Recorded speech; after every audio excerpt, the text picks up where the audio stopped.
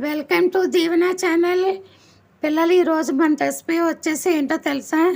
Summer curry అంటే పాలు ఆనపకాయ చేసుకుందారా. మనం పిల్లలు ఇష్టంగా తింటారు, కారం అది ఉండదు కదా, కమ్మగా ఉంటుంది. మనకి పేషెంట్లకే కాదు ఎవరికైనా ఈ వేసవకాలంలో తినదగిన కూర ఇది ఆనపకాయ ముక్కలు. నేను ముందుగా ఆనపకాయ ముక్కలు ఏం చేస్తున్నానంటే కుక్కర్లో వేసేసాను. కుక్కర్లో వేసి వీటిని కాసిన పాలతోటి ఉడకబెడతానమ్మా. నీళ్లు పోయకుండా.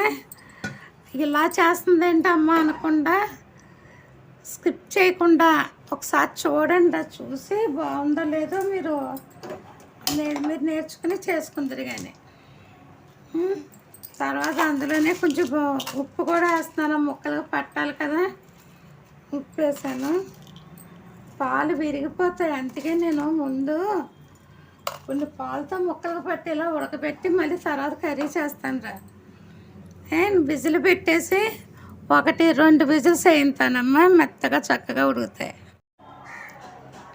పిల్లలు ఇప్పుడు ఆనపకాయ ముక్కలు అయితే మనకి బాగా మగ్గిపోయినాయి. మామూలుగా నూనెలో ఉడకబెట్టుకున్నా మగ్గుతాయి, కానీ నేను ఇలా పాలతోటి ఉడకబెట్టి ముక్కలు కింద ఉంటాయి కదంట్రా, పిల్లలు మళ్ళీ వేరు పాడేస్తారేమో అని నేను ఇలా చేసి ఒకసారి ఇలా పప్పు గుత్తితో కలుపుదామమ్మా. ఇది కూడా పాలతోటే ఉడుకుని చూసారు, కానీ పాలు విరిగిపోతాయి. ఉప్పేసి ఉడకబెడతాం కదా, తర్వాత మళ్ళీ మనం పాలు యాడ్ చేసుకోవాలండి. ఇలా కచ్చాపచ్చాగా పెద్ద ముక్కల కింద లేకుండా ఇలా కనేసుకుని మనం ఇప్పుడు ఒక అరసాలు పాలు, ఇవి చిక్కటి పాలు పక్క పొయ్యి మీద పెట్టి నేను కొంచెం ఒక పొంగు రానిస్తాను రైట్లని.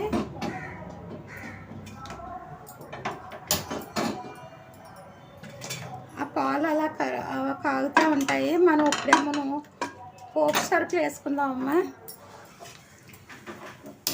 మనం పోపు సరుకులు ఇందులో ముందుగా నేను వెల్లుల్లిపాయలు వేసాను. ఇప్పుడైతే ఆవాలు యాడ్ చేస్తాను. ఇంకా వేడెక్కలేదు, ఇంకా నూనె పోయలేదురా, కానీ పక్కన ఆవాలు కూడా వేసాను. ఇప్పుడు ఆయిల్ అయితే పోసుకుందామమ్మా. నేను ఆల్రెడీ ఆవాలు ఇవి వేసానండి, వెల్లుల్లిపాయ రేకలు వేసాను. ఈ రెండింటిని కొంచెం వేగనిద్దాం. అప్పుడు మనం ఎండుమిరపకాయలు వేసాను, జీలకర్ర కూడా వేసానమ్మా. తర్వాత కొంచెం కరివేపాకు వేసుకుంటారా. కరివేపాకు కూడా వేగింది. ఇప్పుడు మనం ఏం చేద్దామంటే ఉల్లిపాయ కొద్దిగా ఒక గట్టిగా చిన్న గట్టిగా 2 స్పూన్లు ఉల్లిపాయలు తీసుకున్నాను. 2 పచ్చిమిరపకాయలు వేసాను. ఇది కొంచెం ఫ్రై చేస్తాను. ఇప్పుడు పిల్లలు మనకి ఉల్లిపాయ కూడా మగ్గిపోయింది. ఇప్పుడు మనం ఇందులో ఈ ఆనపకాయలు యాడ్ చేస్తాము.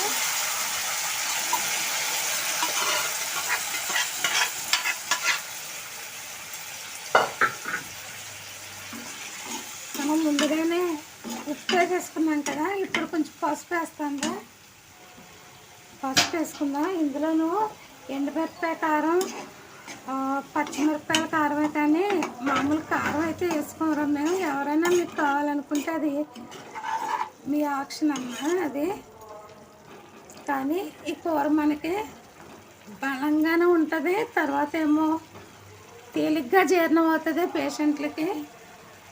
ఎండకి చాలా మనకి ఉపయోగపడుతుంది. ఇలా ఇది సొరకాయలోను ఈ ఆనపకాయలో చాలా రెసిపీలు ఉన్నాయి, మనం చేసుకుందాం అన్నీ.